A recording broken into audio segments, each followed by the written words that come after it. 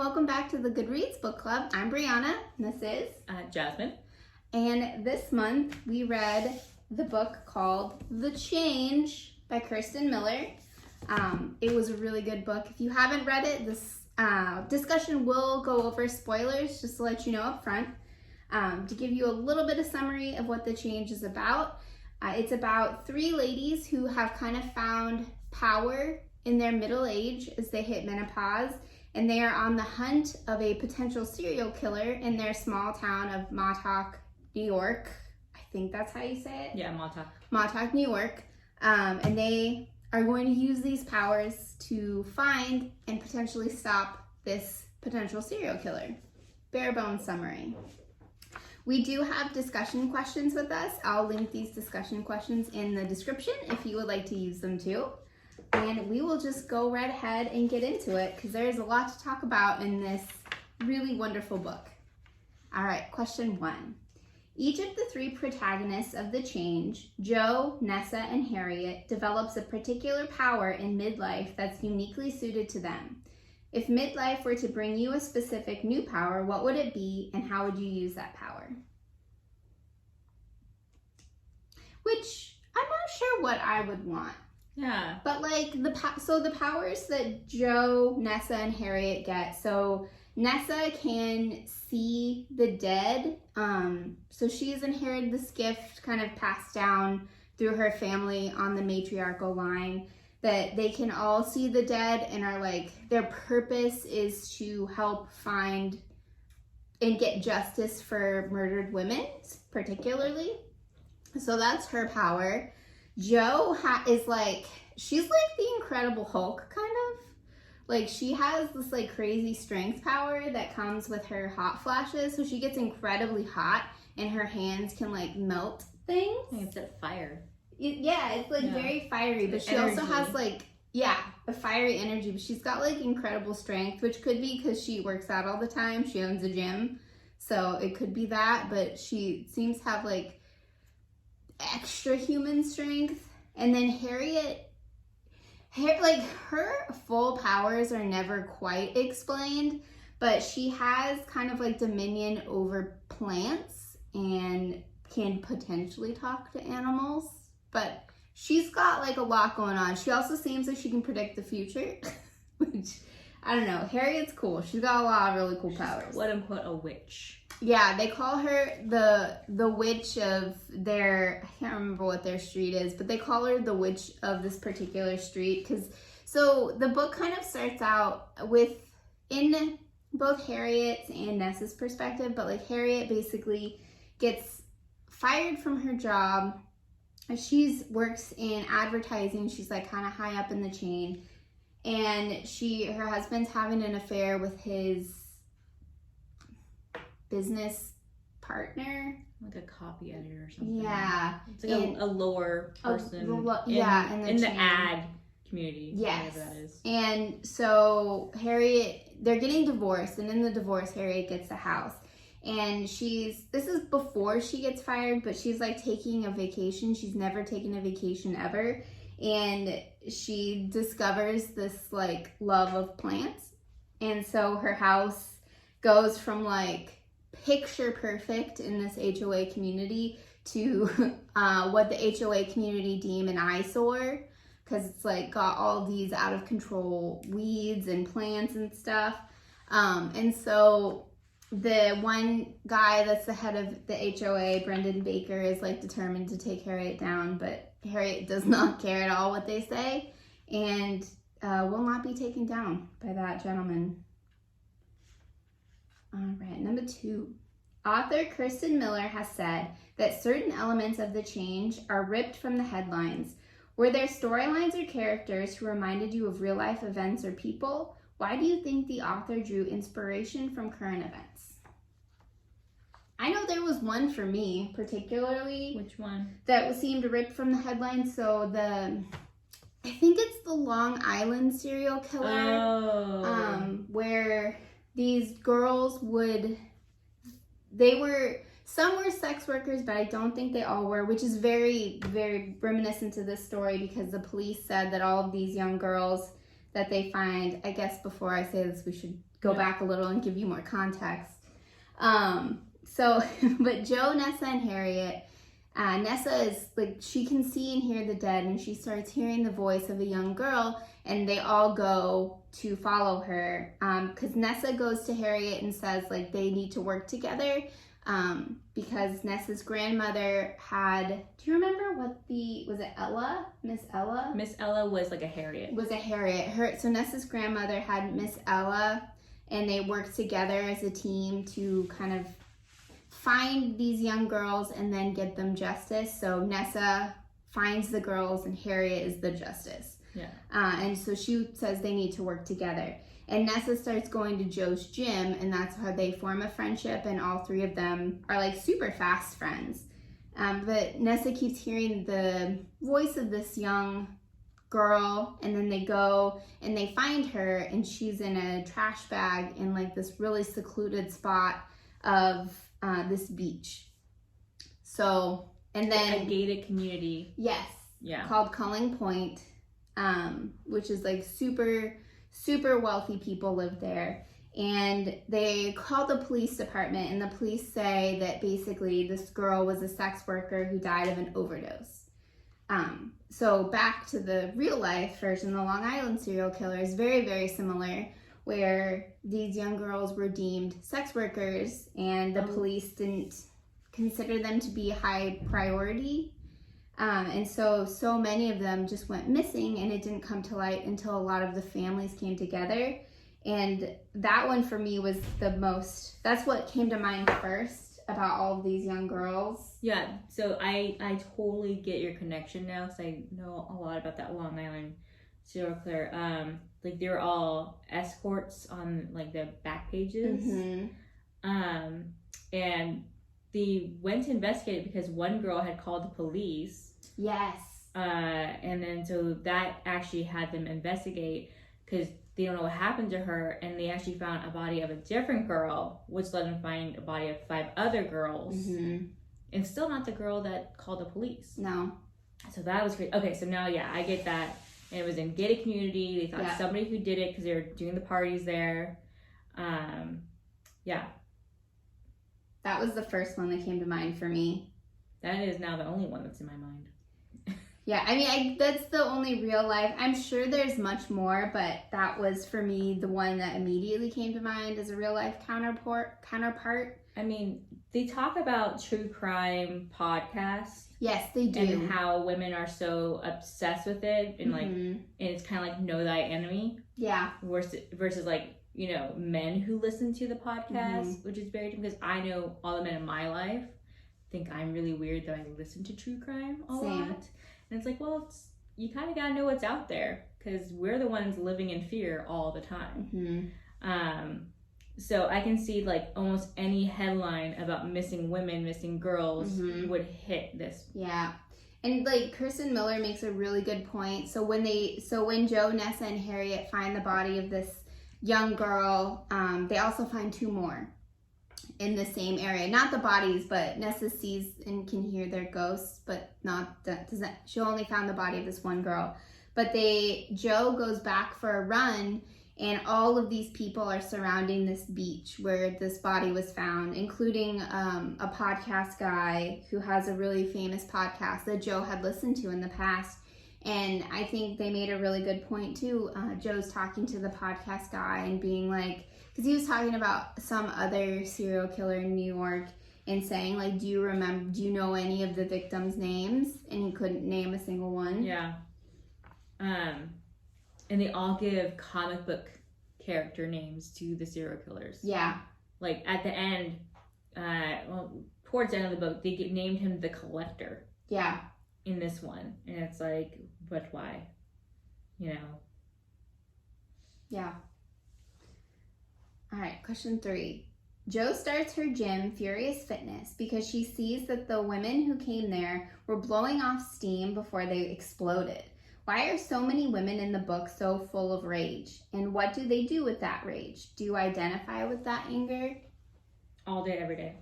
I'm an angry little person. So I think and they go through all of these kind of women's backgrounds and backstories. And I think most prescient for this type of rage that they're talking about is Joe and Harriet. And I think it's the typical thing of being a woman in a really high-powered job that's full of men, and how you get passed over so many times in favor of a male counterpart because you're a woman, especially in the time when Joe and Harriet were kind of up and coming in their fields in the 70s and the 80s, is they got passed over so many times for positions that they were more than qualified to do and better qualified to do.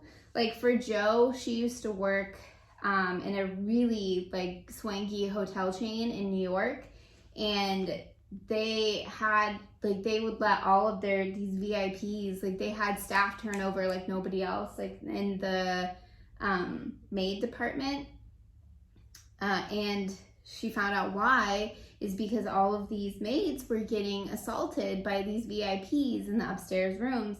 So she changed all of the stuff to help that, but then one young girl does get assaulted by a VIP, and Joe goes up to the VIP to be like, hey, what happened? And he was basically like shrugging it off, like saying that, you know, it was all consensual when it clearly wasn't.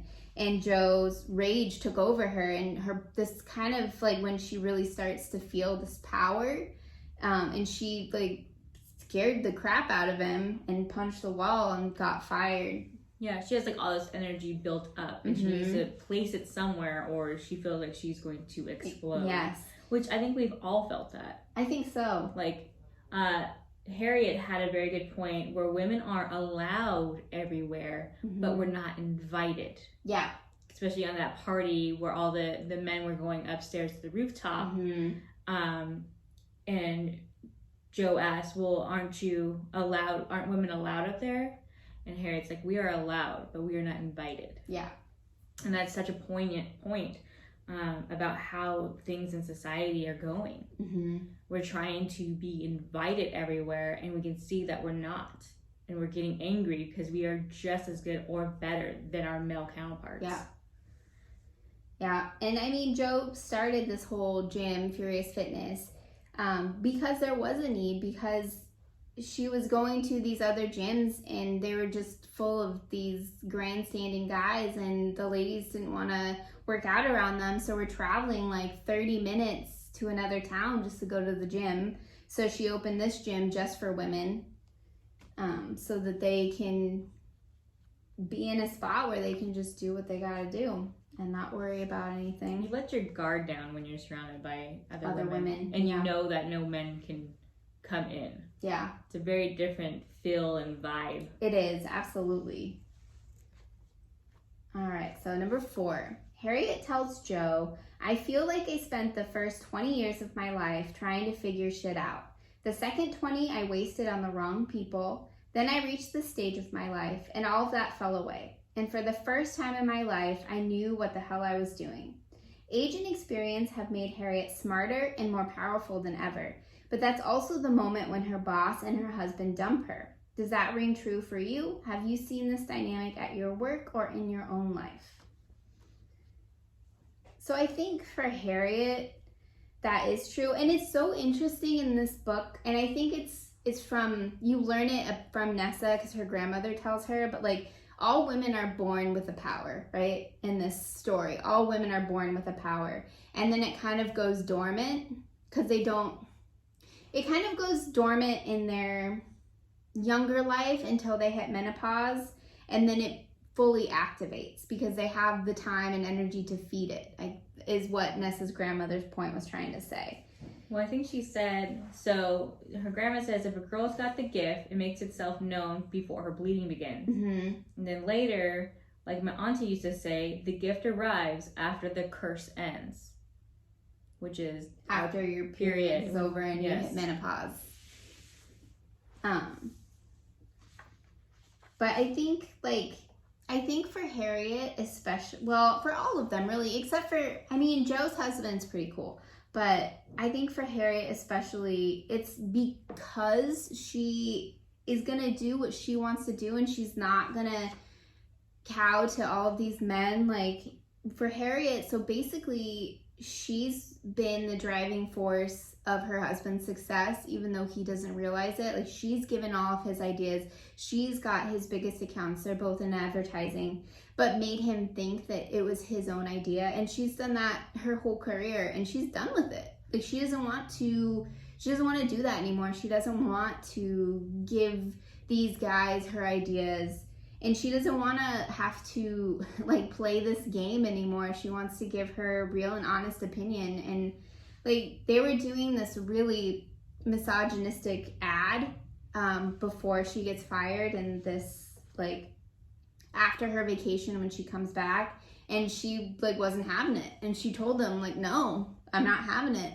And they got so angry with her that they fired her and kicked her out, only to ask for her to come back later because they lost all their accounts. Yes. Age and experience. Yeah, I think as you age, you just stop caring what other people think. And I think that plays a lot. You also hear this old adage that, you know, you need to put the idea in the man's head for them to think it's their idea for you to get what you want. And what was it? My Greek wedding?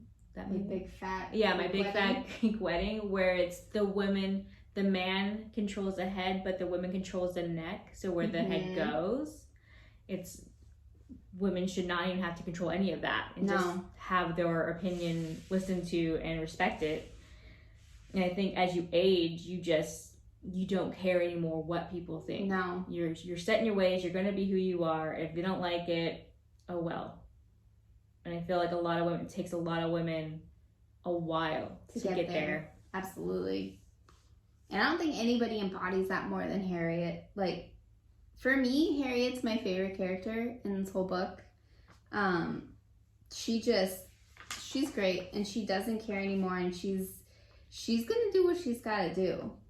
And she, like, the whole point too of this and them searching for the serial killer is to try and make this world a better one for the younger generation of girls that are coming into it, so they don't have to experience the same things and go through the same things.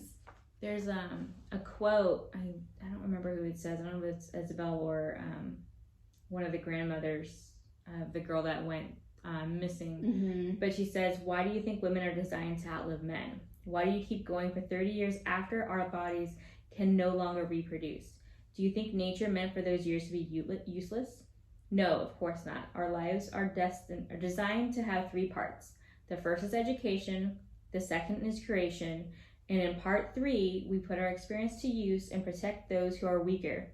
This third stage, which you have entered, can be one of the most powerful." So yeah, I think that was Isabel. So Isabel's another Harriett that they meet a little bit later in the story. But I think and I think that's true of the book too. It's in these different parts where they educate themselves on what their power is. They kind of manifest that power, and then they fully own that power. And they fully have changed and embodied the power that they're given. Because like at first they're all kind of trying to come to terms with it. Like Nessa's obviously had her power known to her for her whole life. She's the only one that's like known that she has this power. Jo was always like, she was picked on pretty mercilessly in school. She was something had to do with her period, where she was like a really heavy bleeder. She was a really heavy bleeder. She had a really heavy flow. And she had like the worst nightmare you could ever have, where she started her period in school the first time and didn't have anything with her, which, you know, I feel like we can all relate to that horror. And so she kind of like suppresses a lot because that's what her mother told her to do, and that's what she's used to doing. And I think her daughter, Lucy, she like kind of helps Jo realize she doesn't have to do that. Yeah. Nessa and Harriett help a lot too, especially Harriett. But like Jo, you know, wants her daughter to be and Lucy is like, she's like a Harriett in training. Like, she's a really strong personality. And I think that gives Jo more license to also be her own strong personality. So number 5, Mattauk, where women live, is a seemingly idyllic beach town. But Nessa wondered what her parents would have said if they had known there was a monster lurking in the shadows of their storybook town. Would that have come as a surprise? Or had they known deep inside that's how things worked, even in pretty little places like Mattauk? What do you think? Do people move to places like Mattauk thinking that exclusivity will keep them safe? And does it? I think everyone tries to move somewhere where they think it would be safe, but there's everything. Anywhere you go, there's some kind of underbelly that people don't see. Yeah. When I think too, like, and they talk about it in the book, but like Mattauk has basically been gentrified. Like it didn't start, the speech times didn't start out that way. There were a lot of families of color who lived in this area. And I think for Nessa, like it has a lot of wonderful memories of that, of visiting as a kid and, you know, being like, having this really neighborly feel to it.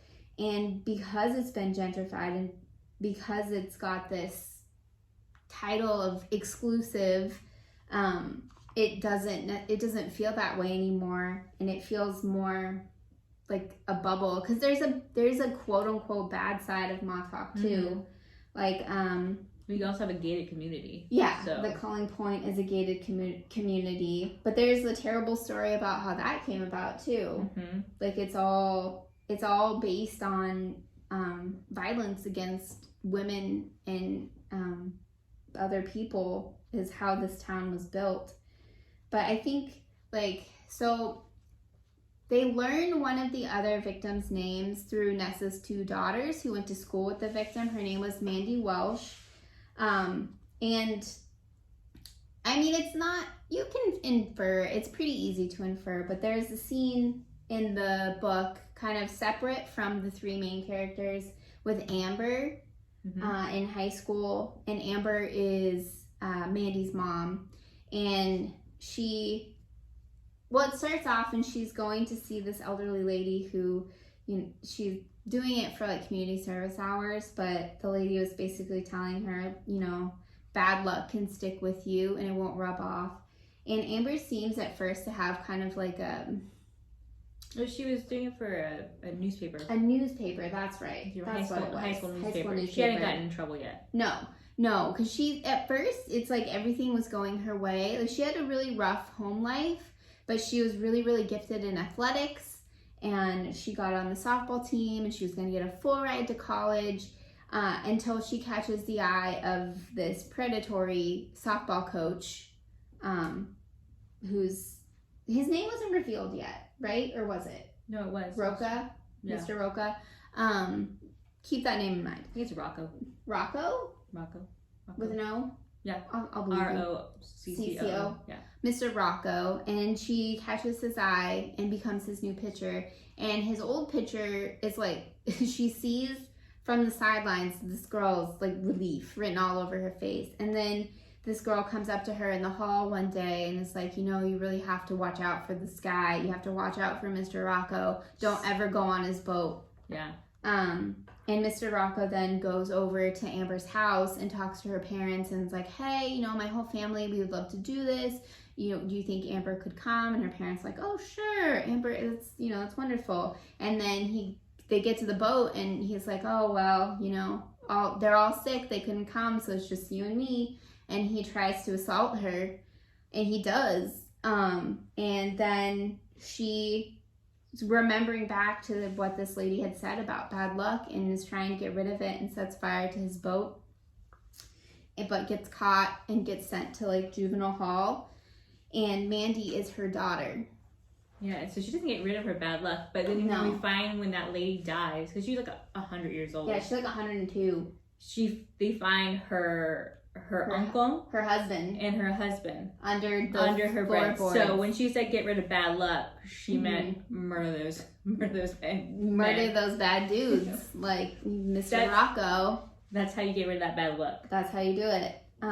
But you know, she's had a really rough life. Like they live in the quote unquote not nice part of Mattauk, and the police haven't, like, they told her that Mandy was a runaway.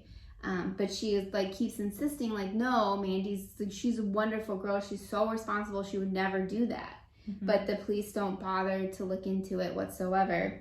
And that could be because the head of the police chief is Mr. Rocco himself. So yeah, not only does her low income and her father is in prison. Yeah, socioeconomic class pit her against other higher cases, so she gets dropped by the wayside. Yeah, because they don't feel like anyone else is going to be coming asking, where's this girl? No.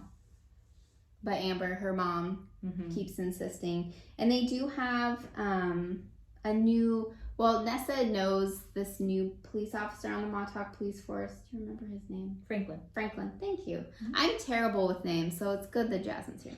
But Franklin is like, he really wants to help. Like, he wants to help them find these other, these two bodies of these other girls, where the only one of them has a name. Two of them are, one, they found the body, but they don't know who she is. And the other one, they don't know where she is or who she is.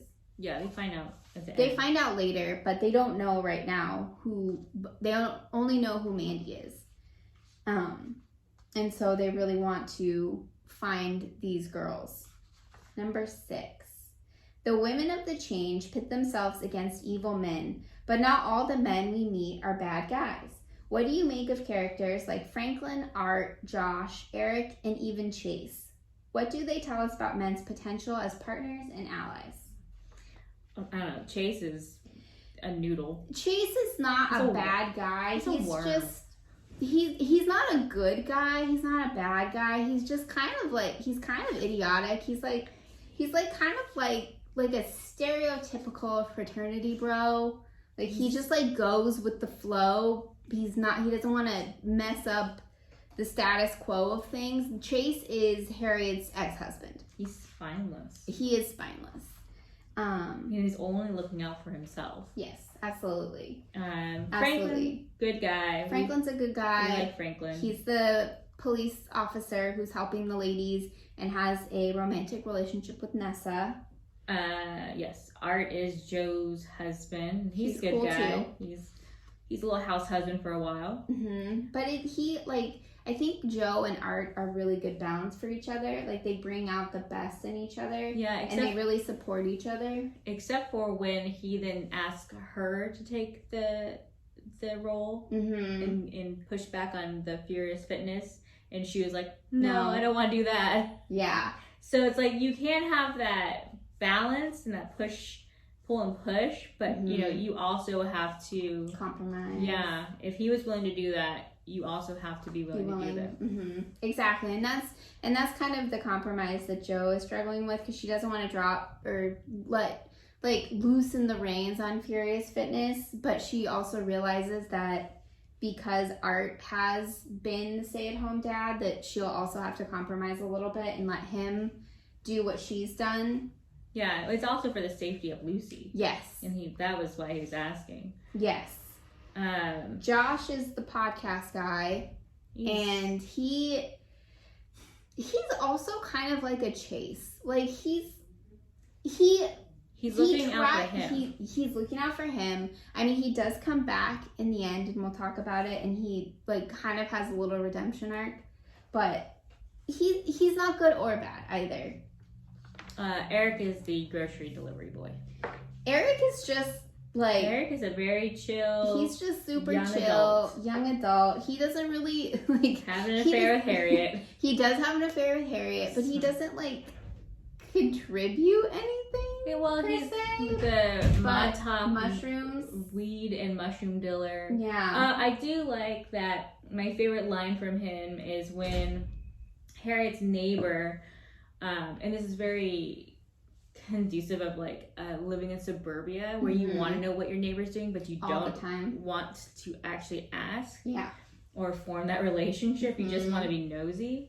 So her neighbor was asking, because he saw that Eric would go and deliver off to the groceries. He's like, "Hey, how's the lady of the house?" Yeah. And he said, "You're 80 feet from the door, bro. Why don't you go ask her?" Yeah. I was like, Yeah. Why don't you? Yeah. Like, I think one thing that makes Eric really cool is the fact that he realizes his own lack of knowledge and realizes that Harriet has this knowledge, unlike a lot of the men in this book, and goes to seek her advice.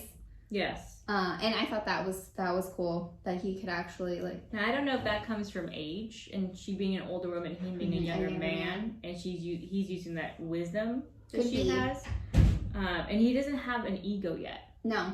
So he's okay with asking for help, versus the other men we see, all the evil men who have such inflated egos. Intensely. Yeah, that are intensely not earned. No. All right, number 7. Stories of Culling Point's past victims are interspersed throughout the book. Why do you think Kirsten Miller chose to include those? Do they affect the way you felt about the main story? I think it was to give voices to the victims. Yeah. And emotional tug. Yes, absolutely. Because, I mean, Culling Point has a lot of victims. And, I mean, the whole basis of this island is tons of victims. But there are a ton of victims, like, now, that besides these 3 girls that they found, there are tons more trapped there. At least more than a dozen. Yeah, more than a dozen that are trapped there that they didn't, that nobody's looked in, like the police haven't looked into, because obviously the police department with Mr. Rocco as their head is very corrupt. But nobody knows that yet, but these 3 women. Well, also, they're like million and billionaires. Yes. So money can buy discretion. And there's like one point, and Jasmine mentioned it earlier, where they go to this party and all the upstairs guys, like how women are invited but not allowed, and all of these upstairs guys, like they're all millionaire and billionaires, but it's not like they are like the playboy type or they own like certain things. They're like change makers. Like they make the rules of how this whole society functions, like the whole United States, like how this society functions. And like most of these dudes are terrible. Like Jackson, he's the head of this house where they go upstairs, and then there's Leonard, who has started Culling Point and all of these properties that he leases. And he's a charity. Yeah, and he donates a ton of money to charity, and he has a partner named Claude. And Claude has her own backstory that we'll talk about in the next question. And then there's Rosalind and her husband Spencer, thank you. I'm so bad with names. And I did finish the book last night. I finished it a little bit longer ago, but still I am genuinely terrible with names. But so it's important to bring up Rosalind now. So Rosalind used to go to Furious Fitness, Joe's gym, kind of like seasonally. She was an Olympic diver. Yeah, and so she was trying to get back to having that healthy lifestyle, because once she had a fracture, and that kind of derailed her Olympic career. Yeah. And she became addicted to pain medicine and drinking. And then she met Spencer. That didn't help. Did not help, but he's like a famed art dealer. And that's how he made all of his money. And he's like one of these big shots in Culling Point that goes in this upstairs room to kind of like play with society, basically. Moves and deals. Making wheeling and dealing, making his deals. And when they're at this party, you learn that Jackson assaulted Harriet a long time ago, before Harriet became like her really rad cool self. Yeah, when she was back in the ad agency. Yeah.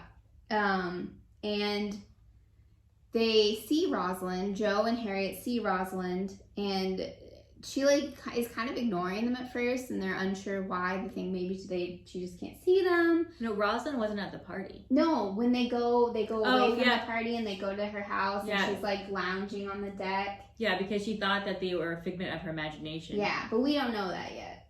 Okay. At this point. Yeah, all right.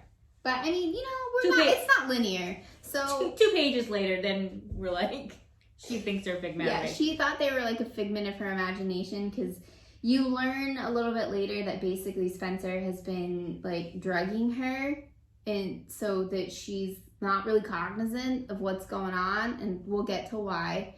But so she doesn't quite think they're real, but then Harriet and Joe just think like maybe she doesn't see them, maybe she's taking a nap, and then she picks up this apple, carves into it, and like tosses it to them and runs inside.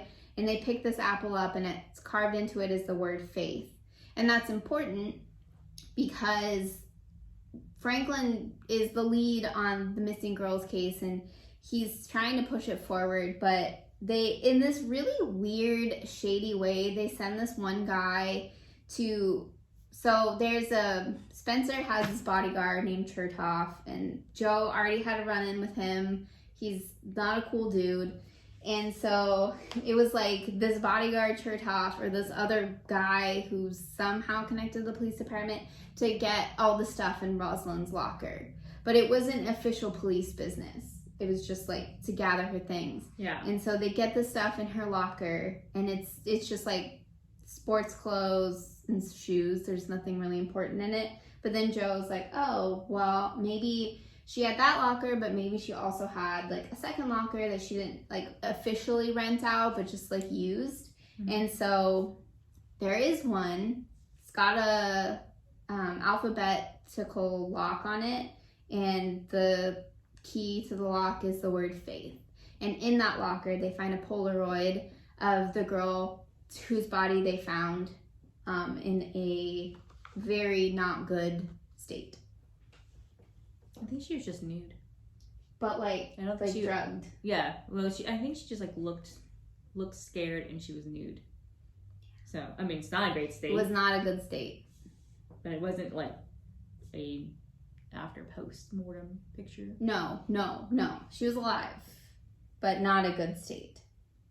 And that kind of propels at least the three women's investigation further. Yeah, they had an inkling about Spencer, but that was like a real push, and like, this guy's a bad guy. This guy. Well, and then he continues to threaten them, but nobody believes them. Like, I guess now we can kind of talk about like Harriet and her justice.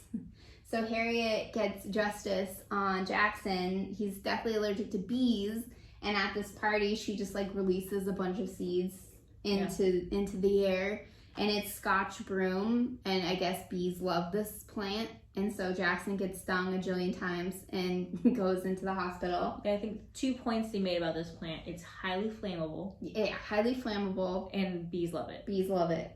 And those are two things that you need to keep in your pocket. Keep it up here, because they're important. And this is like one of those things where it's like, does Harriet know what's going to happen before it happens? Does she have like an inkling? Because she does say like she knows things, but that's not necessarily how it's going to play out, because it's dependent on she talks in riddles. She talks in riddles, but it's like dependent on how people react as to how it plays out. So she knows all of these different pathways, but not actually what's going to happen. So I'm going to go on a tangent. Do it. There is an HBO show, and I hate this show. It's called The Rehearsal. Okay. I don't recommend it to anybody. But I watch it with my husband because he likes to make me suffer. And he goes over so a person will come and say, I want to do this. And he goes over. Nathan for you. I don't know. Is that the guy's name? Yeah. My husband also likes the show. Complete tangent. Oh my God. Well, our husband should hang out. Where he goes over every scenario that could happen. Has like the little graph chart of everything. And I feel like Harriet kind of, she knows it will happen in play. So she's kind of like maneuvering and going like, okay, well, maybe just like a little over here, and then this will happen. Yeah. But yeah, I get it. Also, that show is awful. If you like really awkward humor, that show is for you. But anyways, back on track. So Harriet, and like, she's really coming into her power. Like, she can maybe talk to whales. We don't know. It hasn't been proven or disproven. It's an inside joke. we don't know. We don't know. But we like it. But so the bodyguard Chertoff, so basically Spencer is trying to intimidate all of these ladies. And he sends his bodyguard Chertoff to Harriet. And Harriet just like, she's not scared. She doesn't lock her door. She doesn't care. Like, she's not scared at all of anything. She knows she can handle herself. And so she basically, she's this, granted, it's not all mystical knowledge. She really did her research on all kinds of everything. And so she's like a botanist extraordinaire. And she has this stuff and she just puts it on his neck, and Chertoff's in her compost pile now. Yeah. But then for Jo, they send this guy to basically kidnap her daughter Lucy. So they wake up in the middle of the night, and because they've heard something, and Jo gets up and they go to check, she and her husband go to check on Lucy, and Lucy's like tied up and duct taped on her across her mouth. And Jo's like, that's really the turning point for Jo, because at first Jo wasn't sure, she wanted to be the good guy. Yeah, they think Harriet's being extreme almost, because she's really seeking justice. Like, it's not vengeance, it's just justice, and she's gonna deal it. And they thought that, that was maybe a little bit too extreme, but after this happens, Jo's like, nope, they're going down. Yeah. Anyway's gonna happen, they're going down. But Lucy's okay. She comes out okay. She's a very strong, resilient little girl. Plus she is Harriet. Yeah. So she's cool. But like Art takes Lucy and they go until Jo, Nessa, and Harriet can settle what they're doing. Yes. All right, so now let's go to Claude. Did the truth about Claude shock you? Were there clues about her complicity that the other women should have seen earlier? Were you surprised that she turned on Leonard in the end? No, because I think she was, so Claude is basically the cure of the girls. Yes, so I guess we could talk about Claude first before we talk about that. So Claude, you get a glimpse into Claude's backstory and kind of like how she's become what she is now. She's like, another story ripped from the headlines. Jeffrey Epstein and Ghislaine Maxwell. Yes. Claude is the Ghislaine Maxwell of this story. But so Claude grew up living a really like privileged life. Her father was from France and also like an art procurer like Spencer. And he would sell these art pieces for tons and tons of money. And so they were like fabulously wealthy. But everybody looked down on her father because he didn't quite look the part. Well, he also was, he didn't come from money. He was a rat-eating Frenchman, right? Yeah, he made his money. But it turns out the way he made his money was like a giant Ponzi scheme. Yeah, he was a hedge fund manager, I think, or something. Yeah, well, basically, so he like dealt in dirty money. So basically the way to make the money clean was to buy these art pieces and then sell them, and then you get that money free and clear. And he was found out and committed suicide. So Claude is left to pick up the pieces. And she didn't know any of that about her father beforehand. She didn't know anything. And she was like engaged to be married to this. I mean, he wasn't a good dude to begin with, so I don't really think she missed out there. But she was engaged to be married to this really wealthy family. This guy from a really wealthy family, and then he dropped her because of everything that happened with her father. And she kind of like vowed that she was gonna make it better, like she was gonna be rich again and do what she wants and get revenge on that specific family. And she does.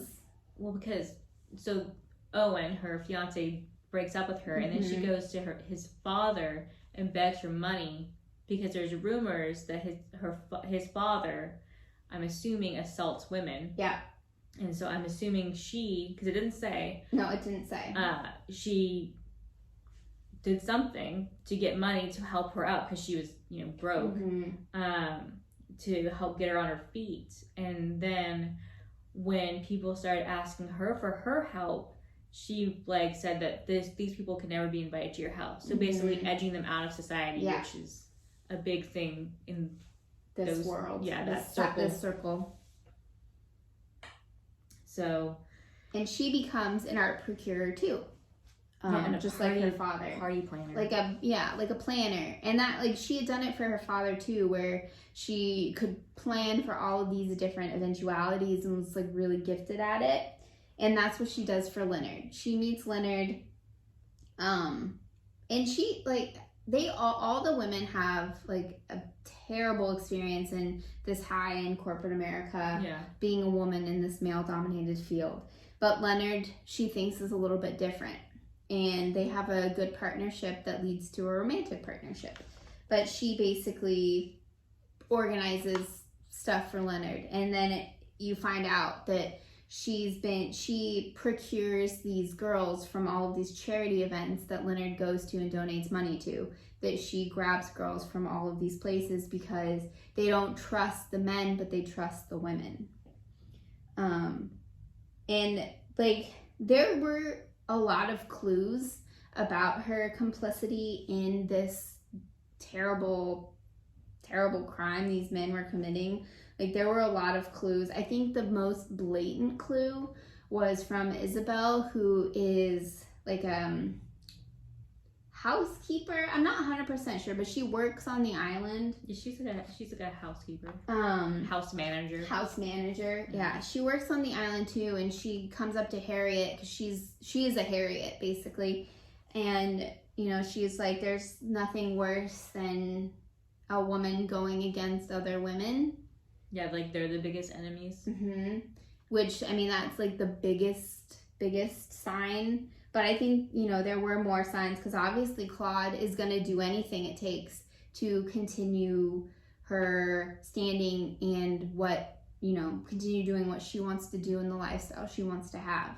And she's willing to like, well, let's go to the next question, because this quote basically tells you how Claude feels about what she's doing. So Claude tells the girls that she procures, what you just received was a shot in the arm, a little dose of ugliness, a glimpse of the way things really work. You survived, and now you're not only immune, you're stronger than you were before. Take the money you've made and the wisdom you've earned and put them both to good use. That's what I've done. So I think, true, that also basically says what Jasmine said, of how she was able to get money to get back on her feet, is she had to do terrible things to get it. But I think this is also Claude's way of like, I did it so you can too, but like putting blinders on about what these men are actually doing. Yeah, she's like, here's a glimpse of how ugly the world can be, so you should get used to it now and be okay with it. Yeah. And watch out for it, but I did it to you. So here's some money. Yeah, but I mean, she's like, I think she knows exactly. I don't think she believes it. I think this is just what she tells herself to make herself not feel as guilty about being so complicit in what happens to all of these girls. Because, like, there were a ton of girls that were assaulted and got to go free, but there were a ton who were assaulted and were murdered. Yeah. At the hands of these men. And even the ones who go free aren't free. Like, no. This could wreck them. Forever. Yeah. This is it's a mental thing too. It's a mental, emotional, physical. Not just something that happens to their body. No, it and happens then to all of them. You know, when they confront the powers that be, well, I guess we can talk about that next, but no, let's just talk about it now, because she just turned on Leonard. But when they, you know, when these women confront Leonard, well, I guess we can talk a little bit before. So where are we going? We're going all over the place. We're just doing it. So we're going to talk about what happened to Spencer. Okay. So, like, basically, everybody knows now, because these ladies talk to the podcast guy. Yes. Because they know that Spencer is involved, and they have proof, and they need more proof. And it is the only news outlet that will listen to them. Yes, it's the only news outlet that will listen to them. And so they tell Spencer their whole story, except for the power part. But they tell them the whole story, and they tell them who they think did it, and why he did it and that he needs to be stopped. And they name names, like they name his name. And after that podcast episode is released, Spencer's helicopter crashes into the New York harbor and he is presumed dead. Which for why you think he's not? You think he got out? I really thought that he faked his own death for a bit. But he dead. No, he's dead. He's really dead. But I thought he faked his own death. So did I. But then, you know, as these three are investigating more and more into it, that's when you find out that Mr. Rocco, or Chief Rocco, whatever you want to call him, is the dirtiest of dirty cops. So he's been involved in this sex trade of young women and the abuse of young women. And he went to Spencer before Spencer took his helicopter out, and he could have arrested him then and there, but he didn't because he's still doing it. Mm-hmm. And he tried to kidnap one of Nessa's daughters. Yeah. Like, he was still doing it after Spencer had died. Like, he was still trying to kidnap young girls. Yeah, he would pull aside girls running or walking towards somewhere, Mm-hmm. and use that he's a cop. Yeah. To take him somewhere. So you say, I'm a cop, I can take you, trust me. And using some girls' naivety, about, you know, I should always trust a police officer. Yeah. And he was out of uniform. So yeah, it was awful. It is awful. And you hear about that. You hear about there's another back to the headlines where police officers are using either their position or that they can pull people over. Yeah. And use it against women. They do. Yeah. But I mean, and Spencer did the same thing, not the police officer role, but the whole reason Mandy was going to Culling Point was to get a job to help her family, because Rosalind was going to hire her. And this is why Rosalind was getting drugged, is because Spencer was basically gaslighting her into believing that she was crazy, and to hide the fact that he's abusing all of these young girls who are between 15 and 17, 15 and 19. I think 8, 19. Is really young. 19 might be the oldest. But abusing all of these young girls. And so he's been drugging Rosalind. And she actually, she was another victim as well of this entire ring of terrible, terrible men. And then, so you have to keep in mind that Harriet has her hand in a little bit of everything by this point, and Harriet's giving women the tools to stand up for themselves and whatever way they need to do that or help themselves. So the neighbor that's been watching her this whole time, she gives her some mushrooms to help her with her depression because her husband was also just not a good dude. Cheating on her. And just the daughter saw it too. Yeah. It was you're better off, Mom, without him. And now she's doing better. A lot of cheating men. A lot. There's no one's faithful. No. Maybe Art's faithful. Art's faithful. Franklin will be faithful. Yeah. Franklin's a good dude. But so she's got her hand in that. She helped her. People come to her house all the time to get, botanical remedies and stuff. So it brings back to another headline, but it's a headline from the 1800s, 1900s, early 1900s, where the women would go to what do you used to call those old pharmacies? Pharmacy. Oh. Remember those? Yeah, I know what you're talking about. Yeah, so they go and this woman would give women vials. Yeah. Before arsenic can be found. Yeah. Of arsenic to go kill their husbands, their cheating, beating husbands. Yeah. So it kind of plays off of that. Though she was not just murdering husbands, she was helping the women. Yeah, Harriet, she's a justice seeker. She's gonna get it, and she gets doesn't some bad rashes. Yeah, she doesn't feel any qualms about it. She's over it. Yeah. But she's really trying to help these women, be themselves and be their best selves. But I think it was extremely satisfying because Chief Rocco's wife, she helps her too on the sly, and you don't realize that, but Chief Rocco's wife loves to bake, and she bakes him a coffee cake, and he eats it, and has a heart attack. I think she loves it big because that's how she showed with her sons. She showed how she loved her sons. And her sons are like good guys because she raised them. The dad, you know, well, he's terrible, but was never around, which maybe was the best for his two sons. Yeah, because it says when he was around after that incident with Amber that it was really bad. It was draconian, and he was always punishing them. And it was awful. Terrible. But yeah, so she bakes him this baked good, and he has a heart attack and dies, but chokes him with it. Yeah, but I mean, they can't prove it. I mean, death by coffee cake. Is there a better way to go? We know it was Harriet. We know. And then, so question 10. Claude later tells Harriet that nothing's going to stop predatory men from doing what they want to do. These are some of the richest men in the country. The only thing I could do was make sure some good came out of it. Did you buy this argument? Did any good actually come out of what happened at Culling Point? No. It's setting a flame to it. No. That was good. Yeah, that was good. So as Jasmine said earlier, keep this in mind. This is when it comes back. Scotch broom loves bees. Bees love it. Very flammable. And so basically, Leonard and Claude hire Harriet to get rid of the Scotch broom that has taken over the island. And Harriet's like, yeah, I can do that. But my skill, everything I do is very proprietary, and I don't want anybody else there. Yeah. So, nobody else can be on this island while I'm doing my thing. Because her whole plan is just to set it on fire. Yeah. She uses Joe uses her energy, because she's so angry at that point, to set one of the bushes on fire. And then she gets it. Because you see, there's like 3 bushes almost on every property. And that was her, that's Joe's role in this whole endeavor, is to be the spark.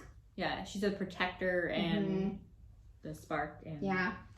And that's how that Harriet is going to get, rid of this, is catch it on fire. Just burn the whole thing down. Burn it all down. She's going to burn Culling Point down with it. And, I mean, we already know that Claude turned on Leonard. Claude killed Leonard.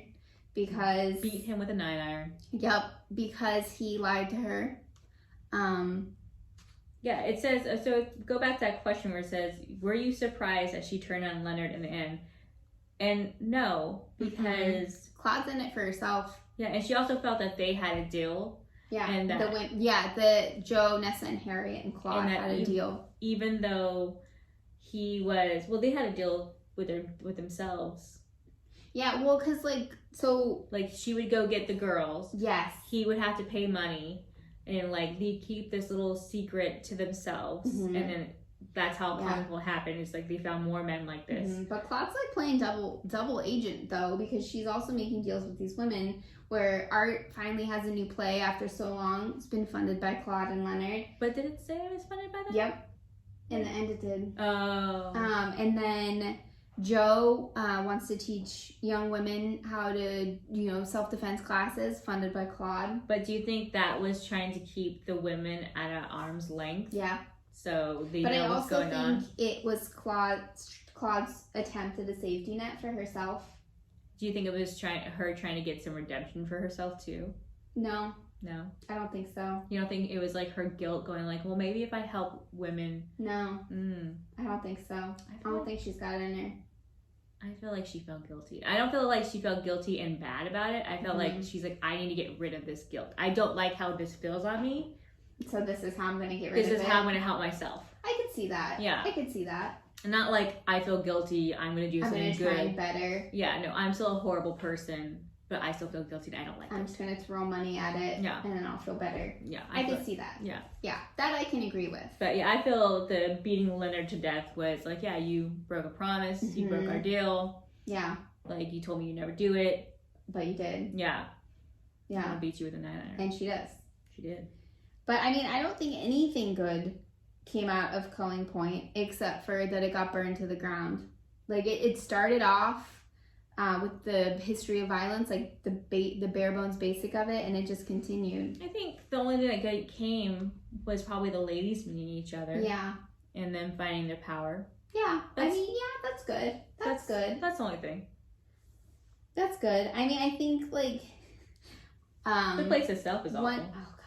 One of the greatest scenes, well, Harriet, pretty much any scene Harriet's in is amazing, but so Claude's trying to make this deal with her, you know, for herself at the end, where, you know, she's like, I won't say anything, just let me go, everything will be good, and because the island's actively on fire at this point, and Harriet's like, yeah, sure, you can take that boat, you know, I always keep my promises, and I can't remember what, oh, it was because of the fire. So you see this fire, and it's gotten so to a point, and this propane tank just like explodes into the air, and then it lands directly in Claude's boat.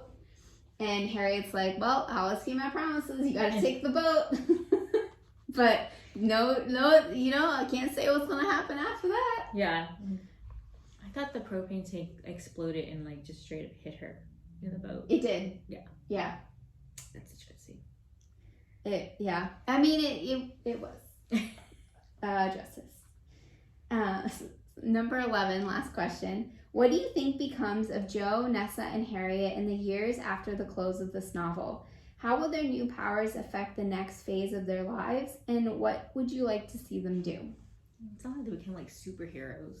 I feel, honestly, like I would have read like 600 more pages of this book had it continued. I would love to have a Harriet spinoff. Yes, Harriet spinoff. Kirsten Miller. You probably don't watch or listen to this, but if you are, write a spinoff. Spinoff of Harriet. I feel like the women are still friends. I feel like they're still. They're bonded for life. I feel like if Nessa is finding a dead body, they're going to go investigate. I think they're going to continue. And I'm sure Harriet's still getting brown bags and doing her thing. Well, I mean, in the ending, it shows that she is like she's continuing to exact justice and how she sees fit, because they're going to a different property. Like she and her girlfriend Celeste are taking Celeste's boat and going to a different property, and she's like basically like, he doesn't deserve this property. I won't take it. It's mine. These plants need to be free. And that's, you know, I think they will continue doing that. I think they'll grow even more bonded, and I think that their own children will be stronger women as a result of their bond. I think because a lot of the time when women hit menopause, they feel like because such a crucial part of their life has ended. A lot of times in society it says that, you know, you are no longer of value. Right. So why don't you just go shrivel up in a corner somewhere? And I feel like they're like, no. Like they're more powerful than ever. I'm better than I was before. Like,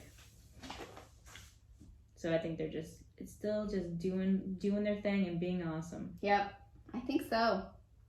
And it's like, especially with Harriet, it's described that like she's legitimately never looked like she looks like a goddess. Yeah, she's like ethereal, like glow. Like she's never looked better because she's like truly confident in herself and her abilities. Sunbathing naked in the garden. She's doing what she wants. Yeah. No one can see her. She don't care. And she probably wouldn't care if people could see her. I don't think so. I mean, take a look. Yeah. She did feel bad when her lawyer came. And he made her feel bad. You know, like it was the very beginning when she was starting her. When she was just starting this process. Yeah. And I was real mad at that. Yeah. No, she did feel bad, but then she was like, why should I? Yeah, and then she called him out, and he could not handle it. And I loved every second of that. Because it's everything you want to say to somebody. Yes. But feel like you can't. Yes. Polite society. Boo. Yeah, that was the change. We hope you liked it as much as we did. We loved it. It's great, and I think the tagline, "It's not over, it's time," is really fitting for this novel. And we hope you join us next month for a new book. Yay. Bye.